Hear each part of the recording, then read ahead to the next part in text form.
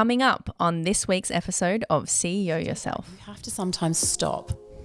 And stopping is the hardest because you say, well, I can't stop. I've got to do this and I've got to pick up her and I've got to go to this and I've got to go to, blah, blah, blah. There's a bazillion things on the to-do list. The emails are coming in, the phone calls are coming. And, we've all got real life. We've got real things that we're servicing, like mortgages and car payments and, in my case, school fees, right? So it's not practical to just completely stop. But there has to be space where you are able to slow down even. You don't even have to stop, but you must slow down. Dr. Clare Thompson is a highly esteemed paediatrician. Today on CEO Yourself, we deep dive her CEO superpower, perseverance. Dr. Clare Thompson, it is so wonderful to have you today on CEO Yourself. I think it's really important for you, for me, for the listener to hear just a small list of your accomplishments before we dive into what we're going to talk about today, because I want to set the tone as to what an incredible woman you are. You put yourself through medical school. You made your way into an incredible London private practice. You work supporting malnourished kids in a children's charity in West Africa. You recently won a 250-kilometre race for Great Britain in the Gobi Desert. You play piano to a professional level. The list continues, guys. You're currently working on a research project. You're about to embark on a master's degree. Mm-hmm. On top of that, you're a mother to 2 young boys. And speaking from experience, you are not just the most incredible paediatrician, but you are available at the drop of a hat and at the end of a WhatsApp text 24/7. How do you do it? Well, I don't. It's all a facade. It's not real. I probably missed some things there too. That is literally just the top line introduction as to who you are and why I wanted you here today, because I'm so inspired by you and your story. So noting all of that, it's so beautiful that your CEO quality is perseverance. So talk to me about how you've persevered through the years and become the woman you are today. Well, that list of accolades it sounds much more impressive than it feels, I can tell you. So I'm a girl that grew up in a small village outside of town, outside of London, about an hour and a half away. And my parents, wonderful parents that I have, they didn't have the resources to put me through, fancy schools or what have you. So I, was a bright child and I was very good at piano. That was my big talent as a child, and my parents used all the money and resources they had to give me really, the best lessons that I could get. And so I sort of jumped through the hoops of all my grades by the time I was about 12, and then sort of got to diploma level. And it was when I was about 14 or 15, I really started to think about what I wanted to do with my life fully. And medicine was always on the radar. I'd always had a fascination with science and interacting with people. And I thought that would be the perfect sort of combination of the two. And I had to make a decision. I had to decide whether I was going to do music professionally as a concert pianist or go in to be a doctor, study to be a doctor. And I think for me, looking back now, I think I made the right decision.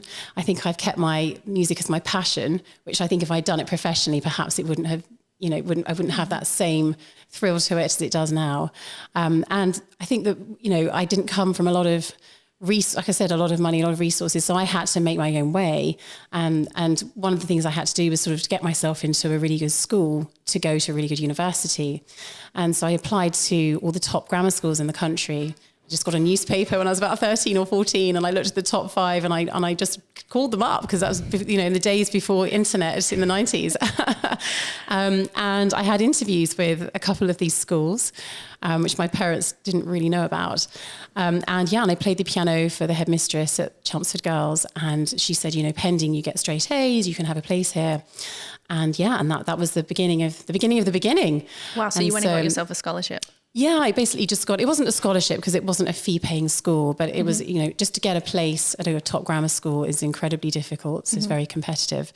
So I went to study there, and I was there for a few years. And because I was in that great environment with lots of other, young girls who were also very ambitious and bright and talented at different things, it gave you a great springboard to get into a good university. And then I applied to Imperial, and that's how I did it really in terms of just practicality.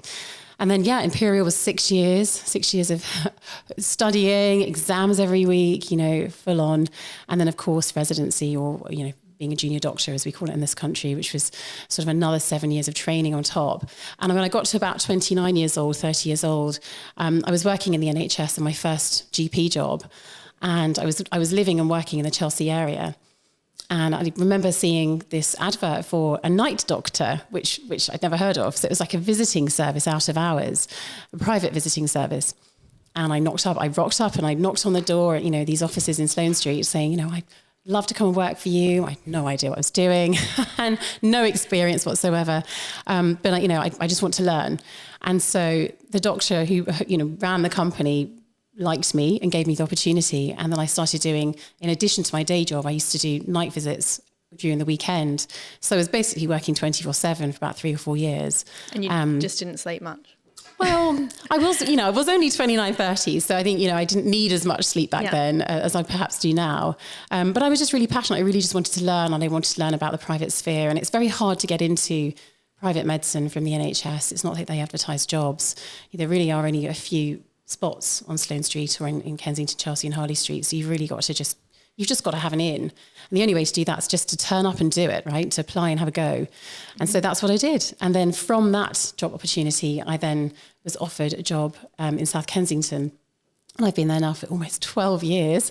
And again, from that job, I also got offered a job on King's Road, which I do 2 days a week at a different clinic. So I have 2 different practices that I ping between. So I'm doing a 6-day week now.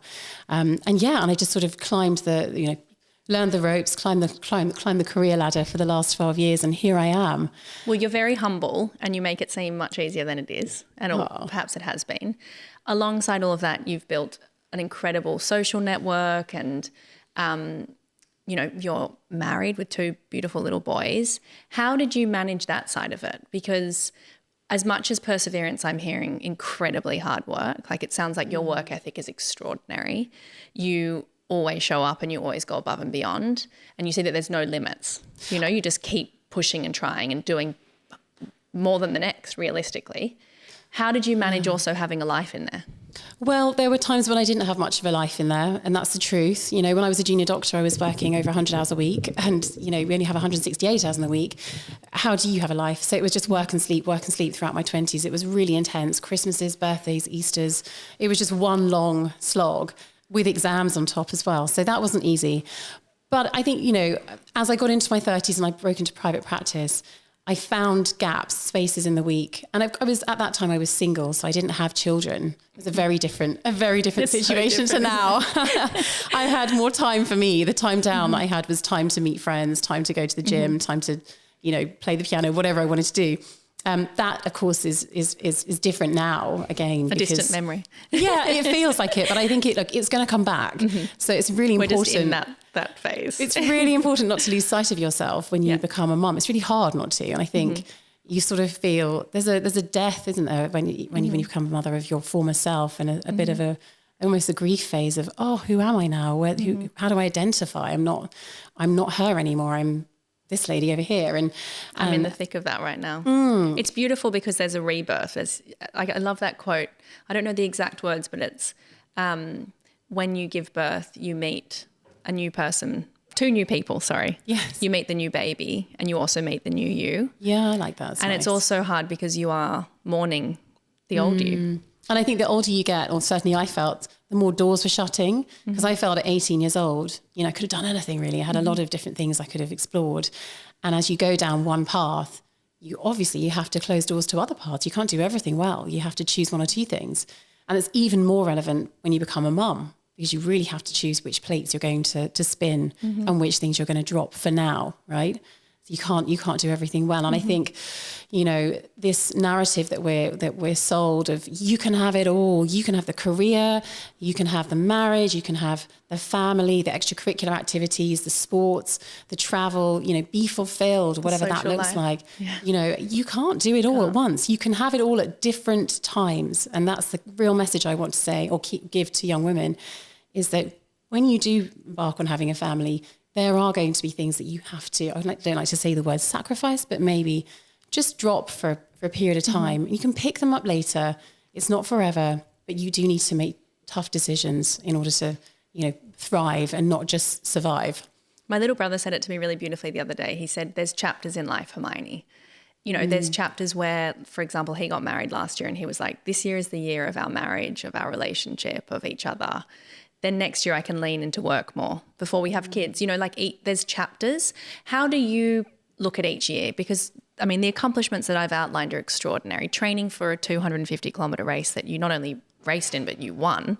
Surely that was a year that was a focus, or how do you look at each year? I definitely look, I mean, you can't predict when you're going to meet somebody. And I think, you know, that bit, there was a big gap of when I was single from about 30 to, you know, 36, 37, let's say. So I had a good 6-7 years of just me time, which I didn't know if it was going to be 2 years, 1 year, 6 months. I had no one knows, right?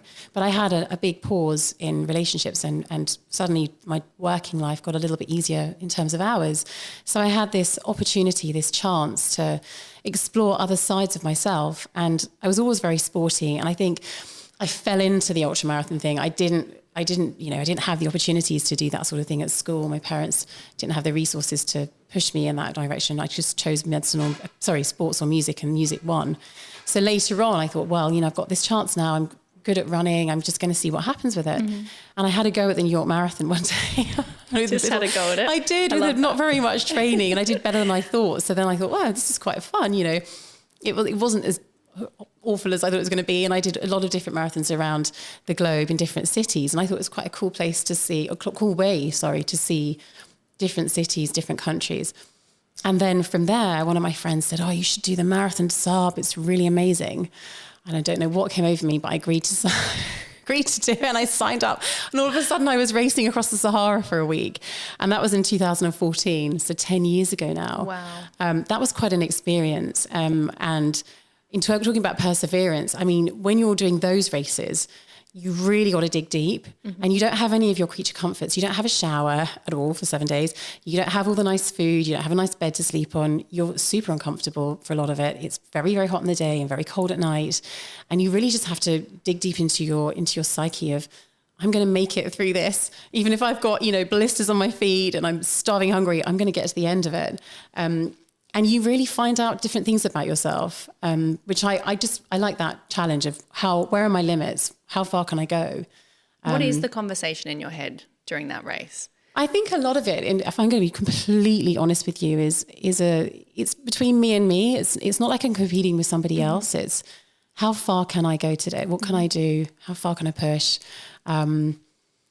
What can I learn from this experience? And one of the things that I really love about doing those races, apart from just seeing these amazing parts of the world like Mongolia and, you know, Chile, Bolivia, and Namibia, is that you completely disconnect as well. So you can't take a phone with you. You're not allowed to.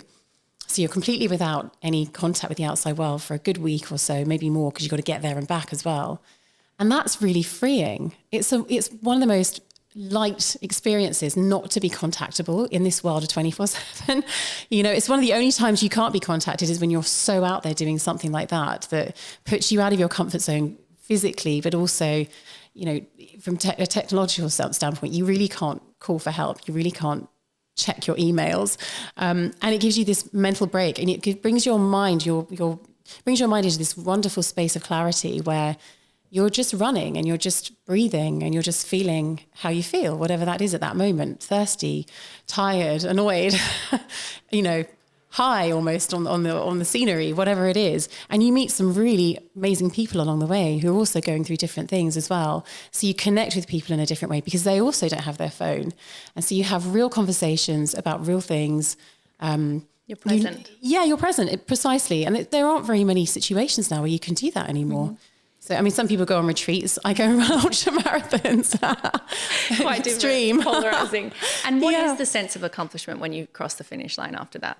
I mean, it's amazing. It's amazing. It's sort of, you know, it's not even about winning. It's sort of, it's hard to describe the experience that you've had for that 7 days. Some of it's about the connections you've made with other people. That's the big thing I take away from it. So I've made some amazing friends, incredible friends that I'll keep throughout my life, you know, and we still can just talk to each other very openly and freely because we had that unique experience together that nobody else can really understand. But yeah, there is a sense of achievement and there is a sense of, wow, my body can do that. You know, I can I can push that. I can run that. What is it like when you return to your real world? The first week is weird because you feel like you want to stay in that little bubble of, being out in the wilderness really, and having that clarity of mind. And then I guess, you just return to life slowly. But does it help you dig deep in those moments? Like surely, the day-to-day annoyances that we feel just pale in comparison to what you deal with out there in the desert. I think it's different. Isn't it? Because day-to-day is real life as well. And that almost is a removal of real life. It's a really like putting yourself out in the middle of nowhere to do quite a tough, grueling challenge it is real, but it's not real life as in everyday stresses.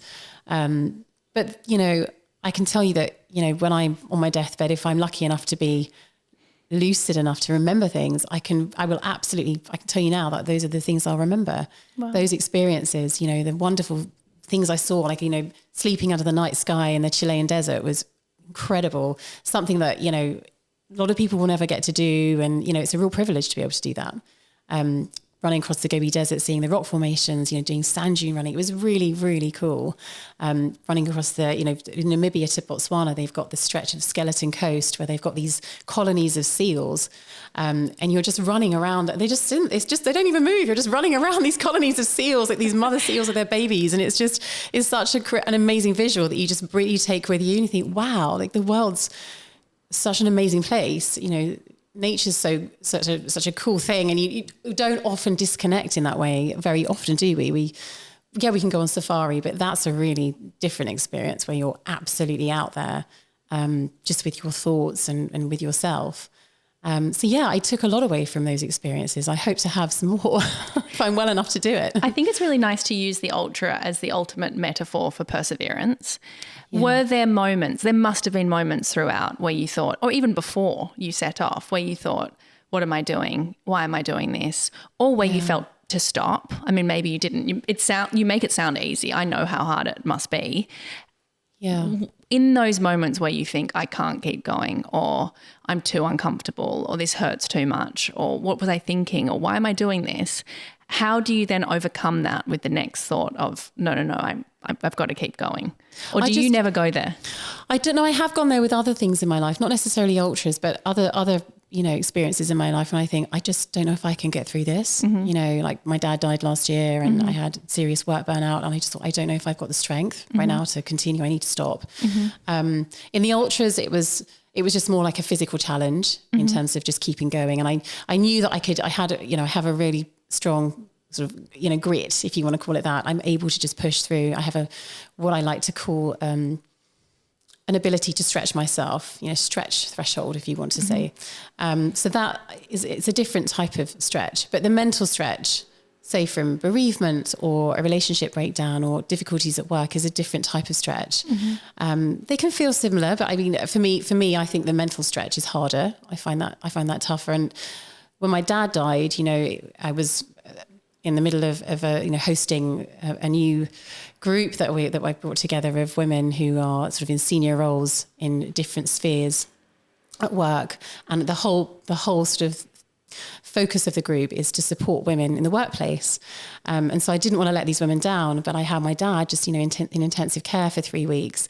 So I was sort of pivoting between going to and fro from hospital, and then having to put my professional face on and, just get it together and get through the day, get through my work day, be there for my children. That was really hard. That was really, really hard.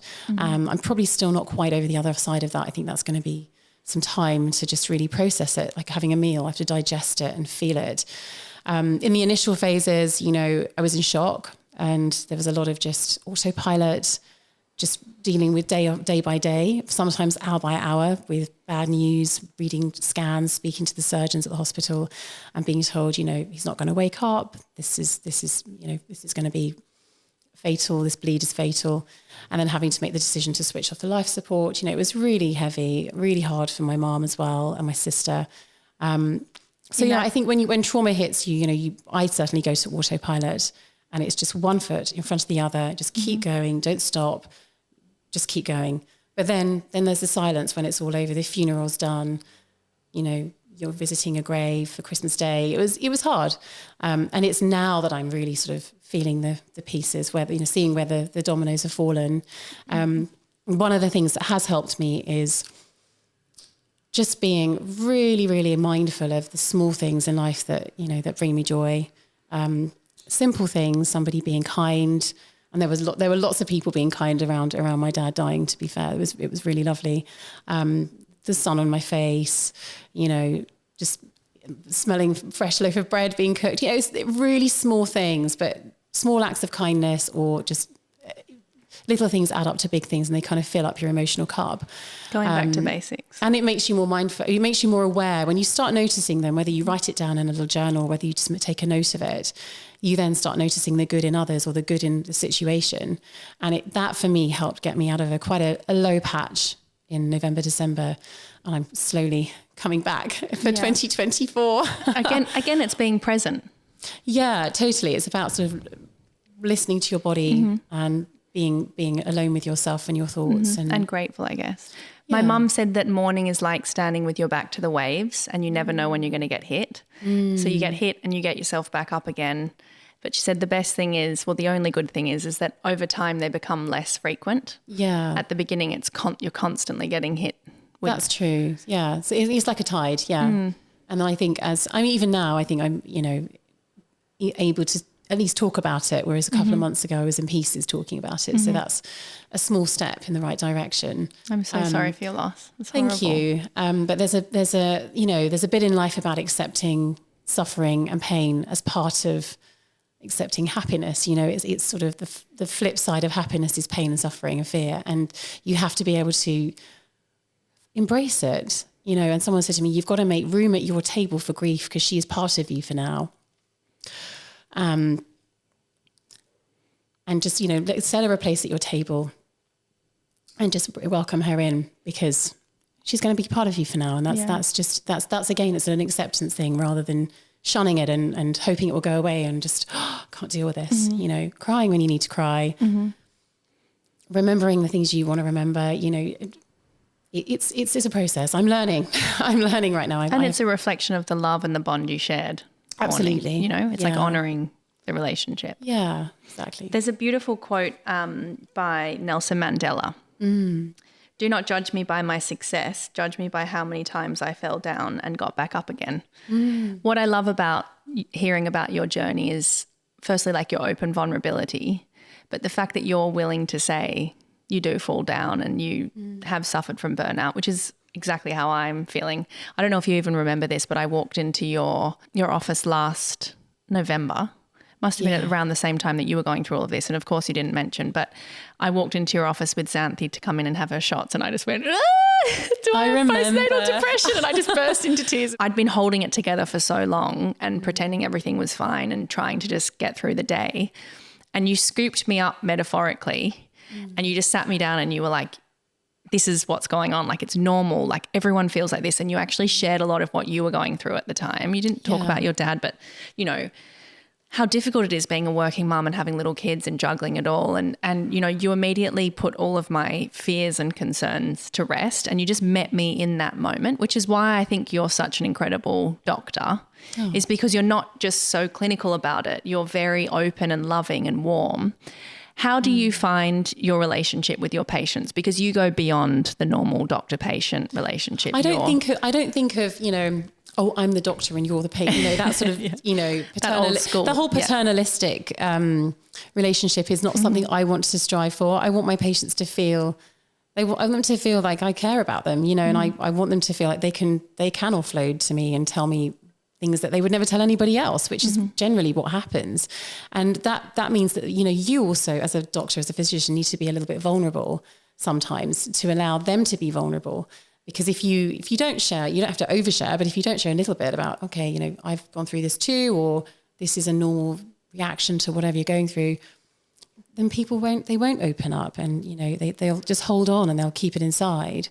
And, they'll often women will come in, let's say, with headaches or a tummy ache, and you just take the time to say, what's actually going on in your life? Actually, what's going on with your job and how's your relationship? And what are you worried about this week? And they'll often just feel so relieved that somebody actually asked the question, and they just go, oh God, da, da, da, da, and out it comes. And it's this whole other thing. And you think, actually, you don't really have migraines. You've got migraines because, you're going through this particular stressful period in your life or your marriage or whatever that might be.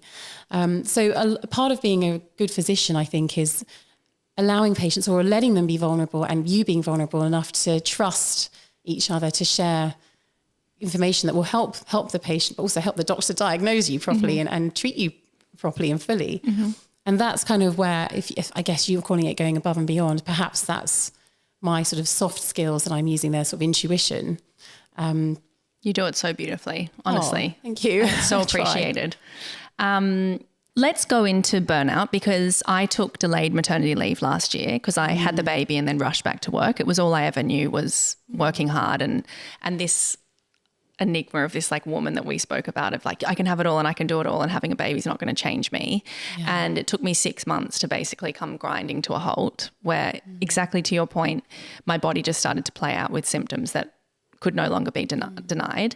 For me, ironically, I actually lost so much weight after I had the baby. I was smaller than I was before, and I got so much weird like celebratory like comments from people like, oh my God, you look so amazing, you look so amazing.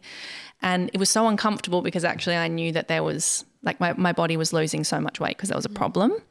And now I've put on weight again, which is like for me so nice, because I feel back in my health. Yes. And vitality, I guess, having had a break. Yeah. Let's touch on burnout and what women in particular go through after having a baby.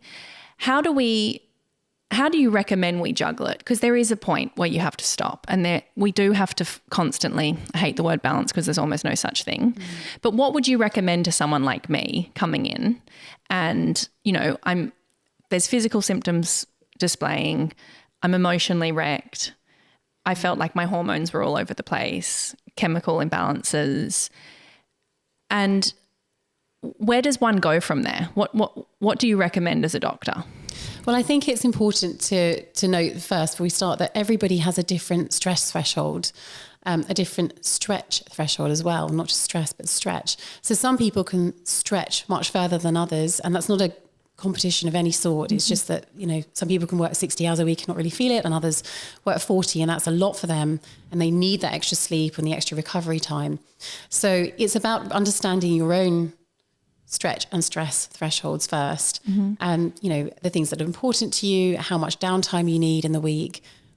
Again, it's all about really prioritizing it, isn't it? You can't do everything, so you've got to maybe choose 2 or 3 things to do well versus 10 things to do at 20-30%. So I guess it's prioritizing, it's being able to have a bird's eye view on your life and take a step back. But in order to do that, you have to sometimes stop. And stopping is the hardest, because you say, well, I can't stop. I've got to do this, and I've got to pick up her, and I've got to go to this, and I've got to go to, da, da, da. There's a bazillion things on the to-do list. The emails are coming in, the phone calls are coming. And, we've all got real life. We've got real things that we're servicing, like mortgages and car payments, and in my case, school fees, right? So it's not practical to just completely stop.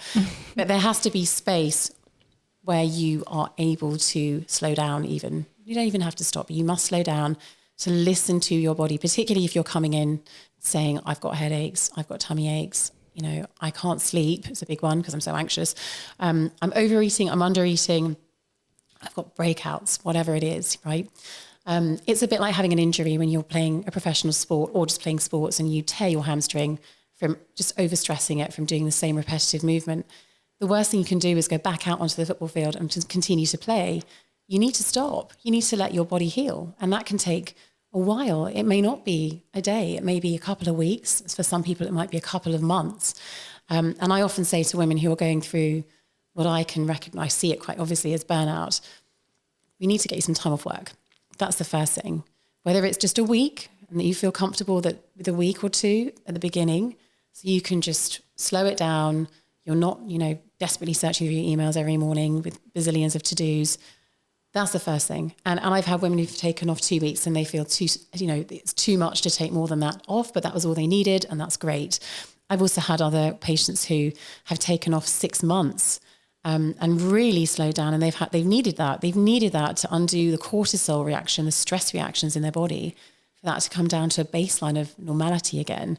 And also just to be able to see the wood from the trees for them to say, you know, do I really want to be working 60 hours a week?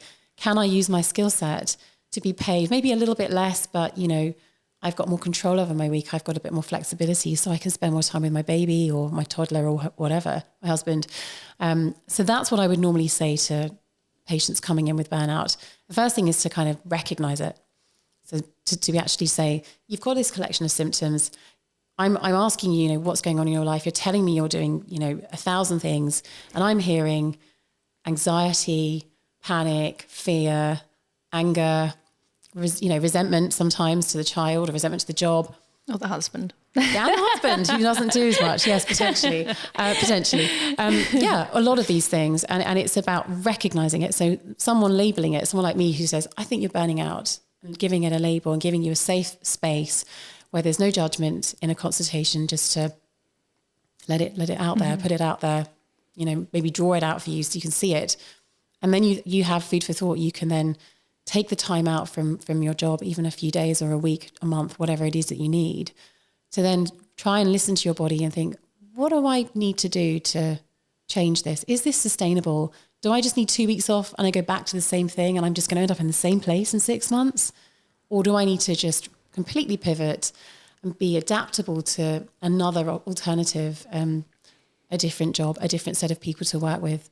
Maybe that means a slight pay cut. Maybe it doesn't. I don't know. It just depends on the woman.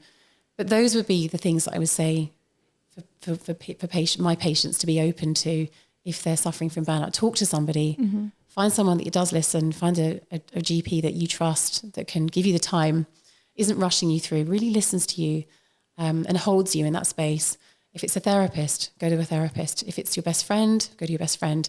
But I often find, you know, it's harder sometimes to be honest with friends and family versus a professional, because they have a bias, don't they? They have preconceived ideas and a relationship with you, and that will be weighted. Whereas if you see a therapist or a doctor that you trust, you can be a lot more open and honest with them, and you don't fear any retribution or judgment, which is much more helpful. It's often hard to be honest with yourself. Yeah. That's the truth. Like, I knew for a long time that I was struggling, but as you said, you're committed to things and you have people depending on you. And when I finally came and told my team, they were so shocked. They thought I had it together 150% and I was at the end of my tether, and I couldn't believe that, because I'm with them, you know, all day, every day at work, and they thought that I was great and everything was fine. What was interesting for me was I actually had members of the wider team of the company I work for who were pregnant coming to me and saying, oh, do I not need to take maternity leave because you didn't, so I should be fine? And I was kind of crumbling inside, and I felt a guilt for kind of sending the wrong, for sending the wrong message to these young women that you could just get back on the horse and get back to work and get back to all the things. So for me, what was then interesting about taking the time, so I took 3 months, was, wow, it took a second to actually adjust to not being super busy. And I don't know if it was adrenal fatigue, but feeling really anxious and uncomfortable doing nothing. Yeah. For the first time in my life, really. Yeah. Then once you get into the rhythm of it, wow, I couldn't imagine returning to life as normal. And now I'm back at work and back doing all the things. What I've noticed the most is moving through each day without that rush mentality. Yeah. So I'm still driving the same distance, but rather than being anxious and stressed and I've got to get there and I'm late and trying to, you know, do a million things, I'm just like, I'm going to get there when I'm getting there. It is what it is, but trying to keep the learnings from that time. And as you said, you start to feel it kind of slip away as you return to normal. Like, how do you then each day juggle? So for you personally, how do you each day take on the day, juggle all of the things? Like, what are your tips and tricks for the listener as to how they can get the most out of each day and week and month? Well, I when I had one child, it was significantly easier.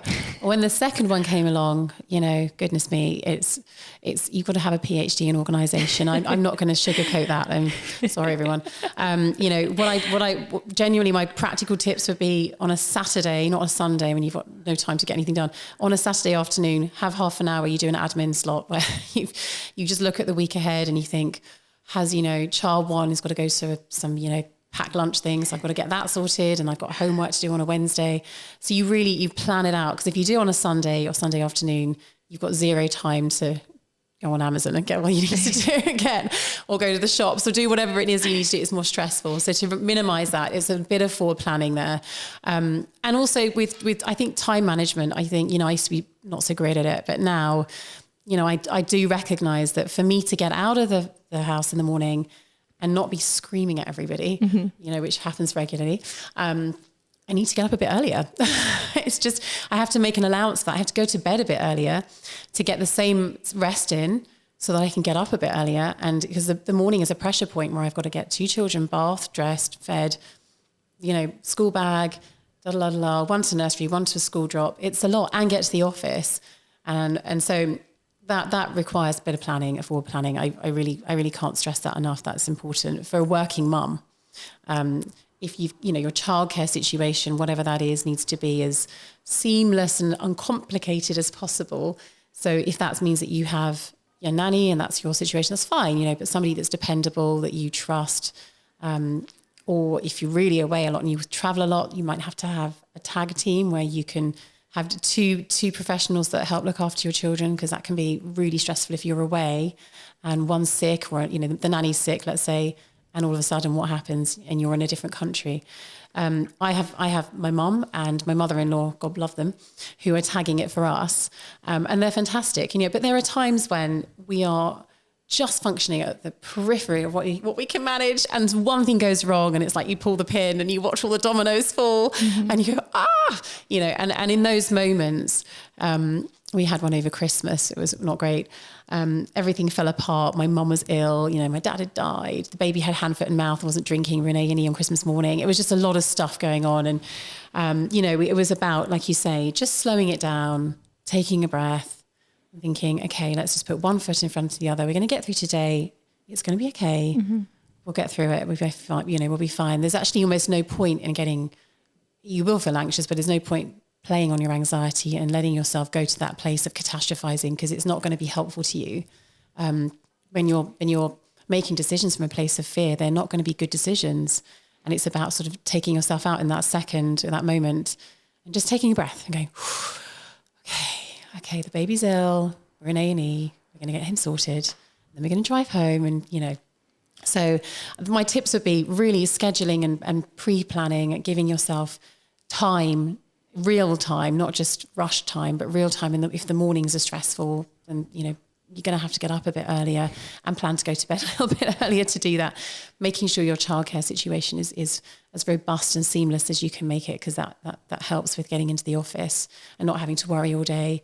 And I think if you can carve out some time in the daytime for you, get out into nature, go for a walk. Doesn't necessarily mean you have to go to a forest, but you just go out physically out of your office, walk somewhere where you get sunlight, unless it's raining. I often go to the gym at the lunch times, but it's the only time in the week, because I don't have a nanny, when I can get my exercise in. So I keep my kit in the car, and I just have it. It's not a fancy gym, but it's next to the office, and I just go straight there and do half an hour run, and then I walk around the block to get fresh air before I pick my lunch up. So those would be just 3 practical things that working mums can do to maybe help themselves, let's say. And the final question I have on that is, how do we avoid guilt, mum guilt? I don't think you can. You can't, can I don't think you can. I think it's normal. I think saying, I'm never going to feel guilty is just unachievable. Because it can feel to me like, I'm the same as you, you're juggling a million things. And this morning I had a call at 6:45 in the morning. So the nanny came early. I saw the baby for 15 minutes. I was out the door. I was in back-to-back meetings. When the nanny arrived, Xanthi was actually happy to see her, which is obviously beautiful. And I love that they have a great bond. But I had this pang of, wow, I'm racing out the door. And they're then leaning into the day together. And I called my husband and he said, so supportive and encouraging and everything, but it's amazing. He doesn't feel that as much as I do. And that adds a whole other layer onto everything you're doing every day, because, you know, it is an organizational job and you are constantly kind of wearing all these hats and juggling everyone and thinking ahead and forward planning and, you know, on top of that, trying to be present. I think the reason you feel guilty is because there's a gap in your expectations and the reality, right? And that's the unhappiness gap. That's the guilt gap. Do you want to call it that? I love that. You know, if your expectations are up here somewhere and you're feeling like you're falling down here somewhere, the wider that gap, you're just not going to feel good about it. So really the answer is just lower your expectations. You're not perfect. We're not perfect. I am not perfect. I haven't got it all sorted. I'm pedaling furiously under the water like a swan on the top and pedaling furiously underneath. So I think you'll find that if people were more honest about that, other working mums, you know, really told you how they were feeling. You know, we only see the filtered stuff online, don't we? And people give you the filtered versions of their lives. But the reality is that most of us are struggling most of the time. And that you know, the guilt won't go unless you align your expectations with the reality a little bit better. You know, it doesn't have to be that you don't have any expectations at all. Of course you do, but maybe not so unachievable and so perfect and high up there. And you know, your kids are going to benefit from seeing you have passion and drive and focus. They're going to get a lot more out of that in a way than if you weren't passionate and driven and focused. They will learn from you. You are their template, and it's all very well paying lip service and telling them, you know, how to be, but they will watch you and they will see you. They will inherently know, oh, that's what I want to do. You know, I want to follow my focus and passion, which is what you want for your children. You want them to be fulfilled at the end of the day. So if you're hopefully, you know, being fulfilled, then they're going to follow in your footsteps to some degree. For me, I try to just, when I'm with the kids, is just be as present as I can be. I don't know where my phone is. I'm off my computer. I'm not available to anyone or anything other than them. And that does help fill up the cup, as you say. Yeah. But when you're there, you're really there with them. No, I think that's great. I mean, I'm not as good as you. Sometimes, hand on heart, sometimes I have got to answer emails outside of work because people get sick. Of course. Really irritating there I am times. texting you asking for help and you're trying to do on a fast Friday time. night. Yeah, at 10 o'clock, I'm answering text messages about people's rashes. I mean, it's just reality. But as long as, like you said, I think they did a study and they said that children generally need a good 15, 20 minutes solid with you without interruption. So that's not a lot. It's not like you're saying you've got to do hours. That's achievable. It's achievable, precisely. So, you know, we can all do 15, 20 minutes reading a story at nighttime. I think nighttime's a good time if you can, you know, you can spend time with your children before bed, because they'll tend to tell you quite a lot then versus the morning. They'll download their day and they'll tell you about what they did at school and, you know, who irritated the teacher and who was mean or who was lovely and whatever. Whereas in the morning, it's all just, you know, rush. The evening is a download time. So try and protect that bit as much as I can with the boys. So let's loop back to perseverance. And for the listener, what would you say are your top tips to encourage them to persevere with whatever they have going on in their life? Well, for me, what works is not, I just feel like, you know, I don't have a plan B sometimes. I feel like I'm just going to just do what I can today and just focus on that rather than, you know, glass half full. I'm just going to give it my best. Whatever my best is that day, it might only be 120% versus 100%, 150%, but it's my best on the day. So that's my attitude. I turn up to everything I do and I want to give my best. You give it your all. And if I fail, that's fine. Whatever failure means, I don't feel like it's failure. I feel like it's a learning opportunity. Mistakes and, you know, failures are an opportunity for a comeback in life. And if you have that mindset, I feel like you will always make the best out of any scenario. And you said to me separately, if the door closes, find a window. And make your way through it. I love that. Absolutely. There's so many different ways to achieve a goal. And, you know, and it's not like, you know, there's only a piece of a cake and you've only got a number of slices. And if somebody else has a slice, you can't have one. You know, there's endless numbers of slices of cake. So, you know, there are different ways around a scenario, different ways to cook a meal, let's say. So don't be disheartened if route A doesn't work. You can try another route. Yeah, it sounds like you're an amazing creative thinker. I don't think of myself like that, but there we go. I'll take it. No, you've been really creative in ways to find, you've obviously worked incredibly hard. You obviously have a clear vision of where you want to go, and you're not going to take no for an answer. Yeah. You just keep knocking on different doors and finding creative ways to make your way through. And it's just remarkable to hear your story. Thank you so much for your time. Where can the listener find you? So I'm at Courtfield Private Practice most of the week, and at Chelsea Medics on Thursdays and Fridays in the King's Road. So yes. Amazing. Thank you so much. If you'd like to see me. Wait, everyone, make an appointment, because it brings so much comfort and support to me as a mother, knowing that you're there, not just for the appointments, but in those in-between moments when we're worrying. And so many of my friends see you as well, and we all talk about how fabulous you are and how much you support us on this journey. So thank you for all that you do for women and men everywhere. Yeah. Thank you for having me. Thank you. It would mean the world to me if you would share today's episode with someone you feel would enjoy it. And don't forget to hit subscribe, like, and leave a comment.